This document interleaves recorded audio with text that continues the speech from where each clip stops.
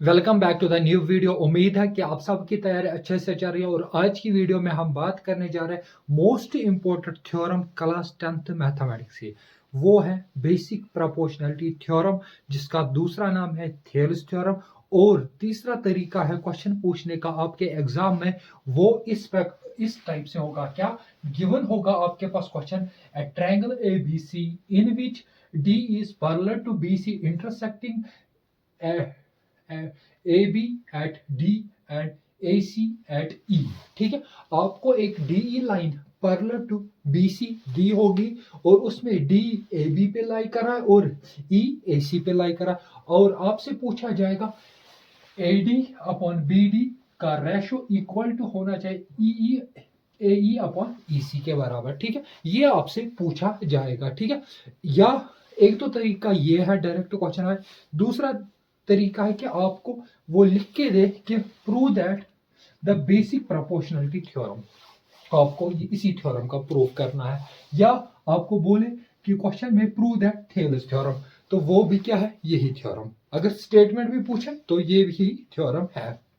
ठीक है, अगर हम इसके प्रूफ की बात करें तो इसके प्रूफ में हम क्या करते हैं, कंस्ट्रक्शन करते हैं। क्या कंस्ट्रक्शन करते हैं, हम करते हैं कि हम यहां से ई से परपेंडिकुलर डालते हैं, मींस कि ई एफ परपेंडिकुलर किसके, ए बी पे। और दूसरी कंस्ट्रक्शन है डी जी, जो यहां से लाइन गई है वो perpendicular to A C, means कि D G perpendicular to A C है। ठीक है, और उसके बाद हमने ज्वाइन किया है किन किन को, ज्वाइन किस किस को किया है, बी और ई पॉइंट को और डी और सी को, मींस कि join B E and C D, C और डी को क्या किया है, ज्वाइन। यहां पे अब मैं क्या बोल रहा हूं, अब यहां पे इसके प्रूफ की बात करें, यहां पे अगर मैं देखूं तो मुझे एक ट्रायंगल दिख रहा है। अगर मैं आपसे पूछूं एरिया ऑफ ट्रायंगल, मुझे बताओ ए डी ई का कितना होगा। ठीक है, मुझे बताओ area of triangle A D, sir A D E कहां पे है, ए डी ई, इस ट्रायंगल का एरिया किसके बराबर होता है, हम जानते हैं सब ट्रायंगल का एरिया होता है half of base into altitude. तो बेस क्या है, अब यहां पे देखो, अगर किसी भी ट्रायंगल का एरिया निकालना होता है तो वो होता है हाफ ऑफ बेस इनटू, मगर बेस उसको लेते हैं जिसपे क्या हो 90 डिग्री। उसके लिए कंडीशन क्या होती है, वो डिपेंड करती है परपेंडिकुलर पे। ठीक है, जिस पे परपेंडिकुलर होता है उसको क्या कंसिडर किया जाता है, बेस। यहां पे अगर मैं इस ट्रायंगल की बात करूं तो इसमें ये भी परपेंडिकुलर, ये भी परपेंडिकुलर, मैं पहली बार इसको परपेंडिकुलर मारूंगा, किसको, ई एफ को।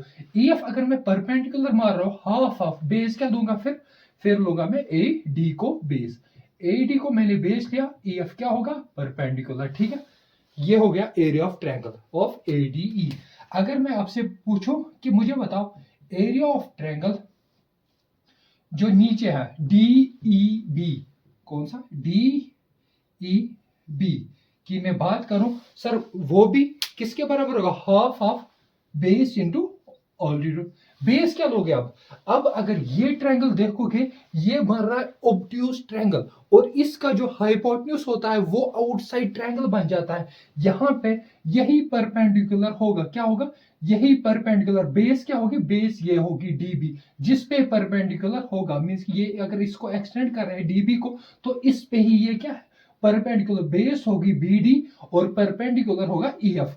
तो बेस क्या है, बीडी, और परपेंडिकुलर क्या होगा, ईएफ। ठीक है, यहां पे अब मैं ये दो ट्रायंगल्स का एरिया मैंने लिया, तो अगर मैं इनको डिवाइड करूं, क्या करूं, डिवाइड, तो यहां से ये जो ट्रायंगल का एरिया होगा, इन दो ट्रायंगल्स का एरिया किसके बराबर निकलेगा। अब मुझे यहां पे ये हाफ हाफ गया, इसके बाद ये ईएफ ईएफ गया, अब बचा क्या, ये होगा बराबर एडी अपॉन बीडी के। अगर मैं इसको इक्वेशन फर्स्ट मानू यहीं पे, ठीक है, इसके बाद अगर मैं किसको निकालू, एरिया ऑफ ट्रायंगल इस साइड वाले, फिर से एडीई पहले, ADE। अब मैं इस बार जो परपेंडिकुलर है उस किसको कंसिडर करूं, DG को। अगर मैं DG को परपेंडिकुलर कंसिडर, बेस कौन सी करनी पड़ेगी, AE। तो half of AE to the into DG हो गया परपेंडिकुलर। ठीक है, अब ये हो गया। अब नीचे वाला ट्रायंगल भी दिख रहा है, DEC। Area of triangle DEC किसके बराबर होगा सर, वो भी हाफ ऑफ, वो भी किसके बराबर होगा, half of base into altitude. अब फिर से हाफ ऑफ बेस किसको लोगे, अब अगर मैं इस ट्रायंगल की बात करूं नीचे वाले की, तो ये क्या है, ऑब्ट्यूज ट्रायंगल। तो ये क्या बन रहा है, ऑल्टीट्यूड होता है, वो क्या होता है, आउटसाइड ट्रायंगल। तो यही क्या होगा, यही क्या होगा, DG क्या होगा, परपेंडिकुलर। तो अगर ये DG परपेंडिकुलर, ये किस बेस पे है, बेस क्या लोगे इस ट्रायंगल की, अब EC इंटू DG। ठीक है, यहां पे अगर अब इसके बाद मैं अगर इसको फिर से क्या करूं, इन दोनों को डिवाइड करूं। ठीक है, अगर मैं इन दोनों को डिवाइड करूं, ये यहां पे half half cancel, DG cancel. अब बचा क्या, इक्वल टू हो गया किसके बराबर, AE अपॉन EC। अगर मैं इसको इक्वेशन 2 वहीं पे नाम दूं। ठीक है, यहां पे मैंने 2 इक्वेशन बनाई, आप इसको कॉपी पे लिखो, मुझे रब करना पड़ेगा यहां पे थोड़ा बहुत। ठीक है,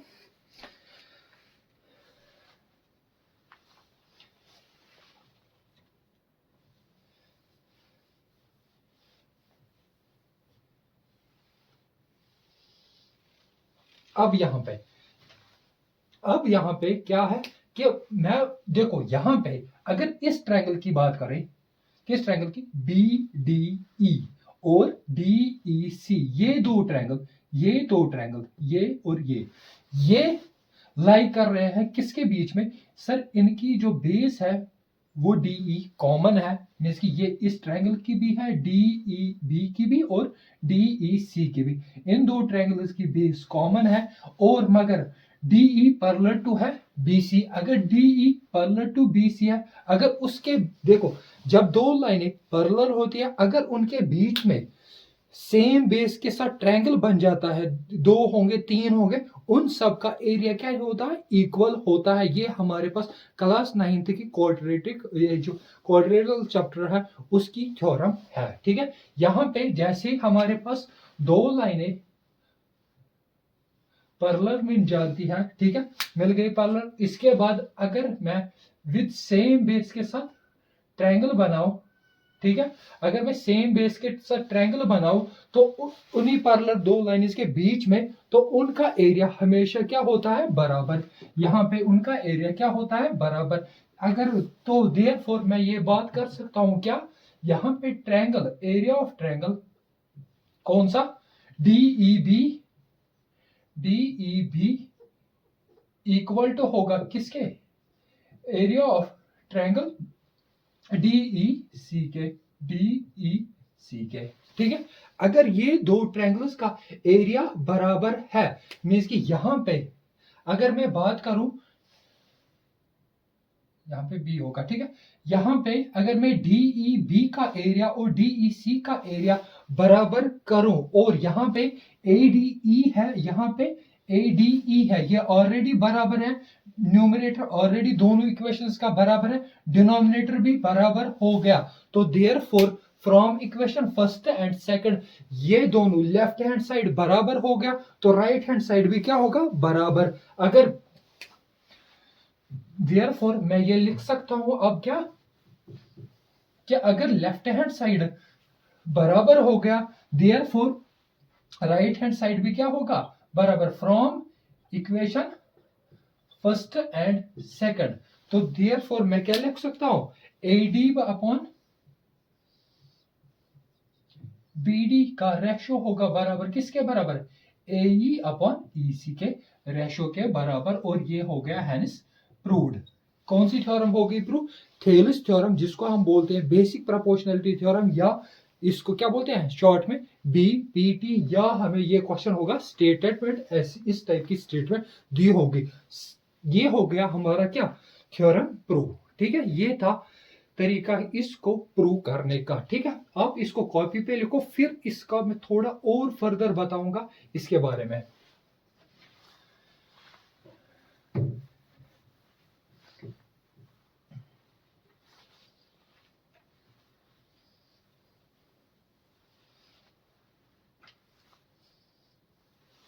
ये थ्योरम, अब अगर मैं बात करूं इसके, ये थ्योरम खाली AD अपॉन BD का रेशो नहीं होता है, AE अपॉन EC के साथ नहीं।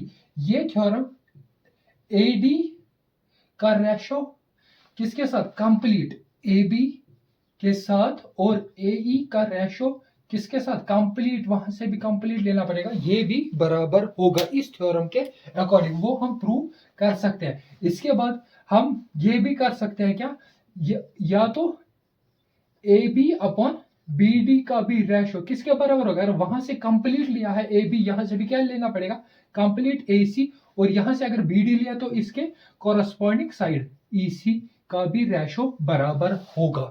ये रेशो भी हमेशा बराबर होगा किसके अकॉर्डिंग, इसको भी क्या थ्योरम बोलते हैं, BPT। ठीक है, ये भी क्या है, BPT का ही एक्सटेंशन। ठीक है,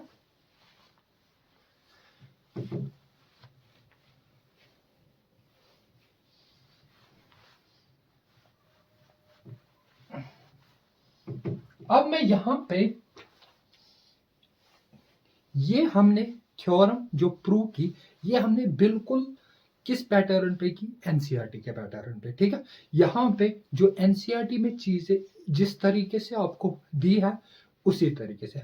अब मैं और एक तरीका आपको दिखाना चाहता हूं इसी बीपीटी का, वो इससे शॉर्ट मेथड रहेगा, मगर मैं उस चीज को आप एग्जाम में रिकमेंड नहीं करूंगा, क्योंकि पहले आप इसी, अगर ये समझ आ रहा है आपको, मीन्स कि आपने इसकी प्रैक्टिस की, आ रहा है समझ, अच्छे से करना आ रहा है, तो आप इसको ही यहीं पे खत्म करो। ठीक है, अगर किसी बच्चे को सर ये बहुत लेंथी हो रहा है, चीजें याद नहीं रहती है इसमें, तो मैं बोलता हूं अब इस सेकंड मेथड की तरफ जाओ। ठीक है, देखो क्या होता है, जो बहुत सारे एग्जामिनर जो कॉपी चेक करने वाले होते हैं, ठीक है, जो आपका आंसर शीट चेक करेंगे, तो वो क्या होते हैं, उनको, वो चाहते हैं कि हमारा जो बच्चा होगा, जो क्लास 10th का, वो बच्चा बिल्कुल कॉपी पेस्ट करे किस, एनसीईआरटी से। उनका ये, कुछ एग्जामिनर होते हैं ऐसे कि उनको कुछ नहीं आता है खुद, मीन्स का आंसर शीट खाली चेक करने थे, वो देखते हैं अच्छा इसको बीपीटी को ऐसे हमेशा सॉल्व करना है। ठीक है, यहाँ पे कुछ अलग तरीका भी हो सकता है, वो इससे इजी होता है, मगर उस, ये जो तरीका होगा अब सेकंड मेथड, उसमें हम यूज करेंगे सिमिलरिटी का। मगर अगर इस बीपीटी की थ्योरम की बात करें, यह आपके पहले सेकंड एक्सरसाइज में है। ठीक है, मगर मैं इसका प्रूफ दिखा रहा हूं थर्ड एक्सरसाइज, इसीलिए एनसीईआरटी ने इसको किस तरीके से किया है, इस तरीके जो हमने अभी किया है, उसने सिमिलरिटी के बेस पे इसको प्रूव नहीं किया। अब आप उसको देखो सिमिलरिटी को, मैं अभी भी बोल रहा हूं कि मैं बोलता हूं कि अगर आपको ये तरीका समझ आ गया, अच्छे से करना आ रहा है, तो आप इसी तरीके से एग्जाम में लिखोगे। ठीक है, अगर किसी बच्चे को कोई प्रॉब्लम हो रही है इसमें, इस प्रूफ में, तो आप क्या करो, सेकंड मेथड को फॉलो करो, वो बहुत शॉर्ट पड़ जाएगा। ठीक है, यहाँ पे अगर मैं सेकंड मेथड की बात करूं, तो ट्रायंगल तो दिया ही था कि ट्रायंगल इस टाइप से है, ये ए है, ये बी है, ये सी है, ये डी और ई है, ये पैरेलल है, D E parallel to B C है। ठीक है, आपसे रेशो पूछा है इसका, ठीक है, प्रूफ के लिए। अब कोई कंस्ट्रक्शन नहीं होगी यहाँ पे। अब मैं बोलता हूं क्या, यहां पे मैं इन ट्रायंगल्स, दो ट्रायंगल दूंगा मैं, कौन कौन सा, इन ट्रायंगल, सिंपल लिखा ट्रायंगल, पहले ए डी ई, जो छोटा, ए डी ई ऊपर वाला, और and triangle complete A B C, A B C. ठीक है, ये दो ट्रायंगल लिए, मैं बोलता हूं इसमें अगर ये डी ई पैरेलल है किसके, बी सी के। ठीक है, दो लाइनें, मीन्स कि ये ऐसे है, ये डी ई है और ये बी सी है। ठीक है।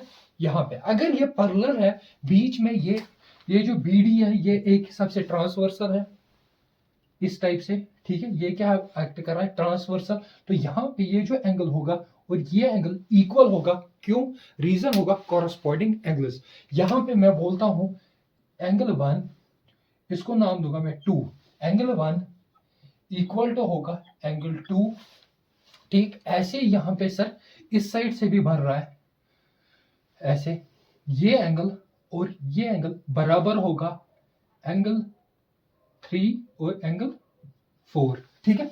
एंगल 3 इक्वल टू होगा एंगल 4, इनको बोलते हैं,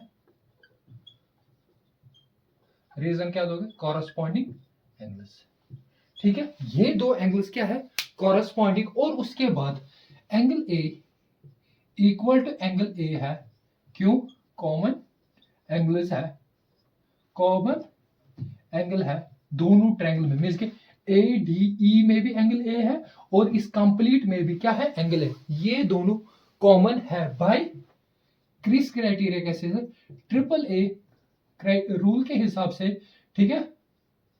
ये दो ट्रायंगल ADE क्या बन गए, सिमिलर टू ट्रायंगल ABC।